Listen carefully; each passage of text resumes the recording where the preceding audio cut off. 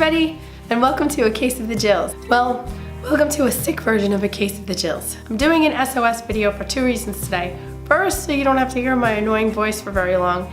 But secondly, because in the last couple of weeks, I've gotten some really urgent emails from women trying to recover from amenorrhea, but really having trouble letting go of exercise because of the fact that they feel as though it's necessary for their mental health. I want to tell you first and foremost that I completely understand. I was definitely one of the people that did not want to let go of the frequency or duration of my running because it really felt like it was sort of self-therapy. There are many times that I looked forward to running so that I could work out some things that were going on mentally or emotionally.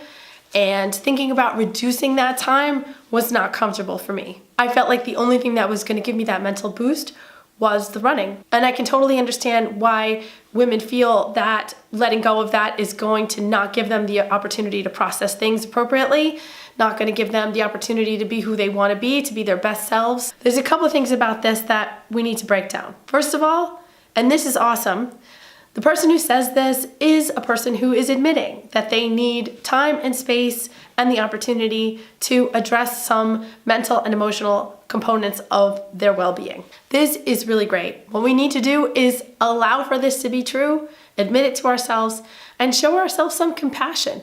We need to kind of take a deep breath with this and understand that it's all right to need time, space, and the opportunity to work on our inner well-being. The second part of this is what we really want to do is give ourselves the opportunity to have that time and space to contemplate things without engaging in a behavior that is actually harmful for us in this moment. Now, if you're watching this channel, I can pretty much guarantee that you're not going to get the same mental boost by like taking a bath. And I get you. Chances are you have stuck with your exercise routine because it works for you. You keep going back to it because you're afraid that another option will not work. This part is just not logical. You can't keep hanging on to something that isn't good for you just because one aspect of it is. It's kind of like eating a poop sandwich because you really like bread. Eventually, you're gonna get sick. If I were more spiritually and emotionally evolved, what I would say to you is that none of us need this physical activity to become our best selves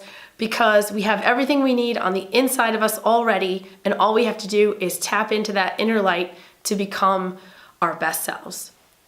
Unfortunately, I'm not that person, and I'm just not that evolved. But on the other hand, I am logical. So when I did have to decrease exercise and try something else that was going to be better for me physically and still wanted that mental boost, I turned to walking. I know what you're gonna say. Jill, I'm an ultramarathoner. I run hundos. How do you think I'm gonna start walking?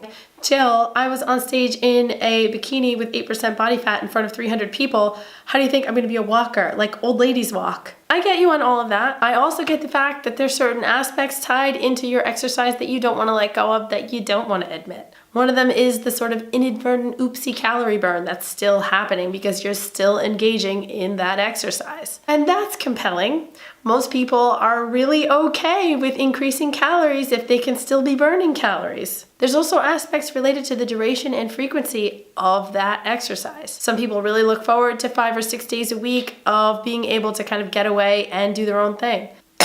And then there are those of us who really look forward to the social aspect. Some of us go on trail runs with friends, we go to the gym and see everyone we know. It can really be compelling. To walk away from all of that is very difficult. The duration and the frequency part means that whatever it is part of your everyday schedule probably. And the social aspect, for some of us that work at home, maybe that's the only time you get to see people. All of these things are understandable, and they make it even more difficult for us to consider a life without that. So my challenge to you is this: take either the duration or the frequency, and even possibly the social aspect, and apply that to walking. Just try it. If you are a 5 or 6 day a week runner and you need to reduce, how about 5 or 6 days a week of walking? If you are an hour a day runner, try an hour a day of walking. Take a friend with you. Commit to walking for 2 weeks and tell me that you still feel terrible. I don't think that you will. Especially if you're walking outside, you're getting fresh air, you're getting movement, you're going to get that mental benefit, I promise you. Recovery is not easy. And this is one of those moments that's going to help you get stronger. Wherever there is a challenge is an opportunity for growth.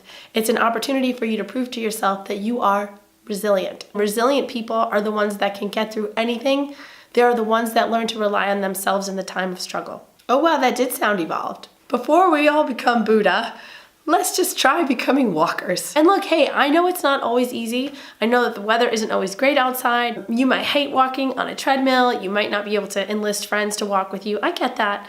All of these things are truths, but I'm just asking you to just give this a try. Try to find reasons to do it, not reasons to not do it. I think you're gonna really be surprised at how great it feels. If you do decide to take the challenge of 2 weeks of walking, please comment below, or you can send me an email at acaseofthejills@gmail.com and tell me I have no idea what I'm talking about and walking sucks. In the meantime, I would also like to remind you that my ebook is still for sale on acaseofthejills.com, where you can find over 50 questions answered about both overtraining syndrome and hypothalamic amenorrhea. You can follow me on Facebook and on Instagram. I am almost to 1,000 followers on Instagram. Yay, 2 years later. So if you haven't already decided to follow me, I hope that you do. And I will see you again soon. Hope you're having a great day.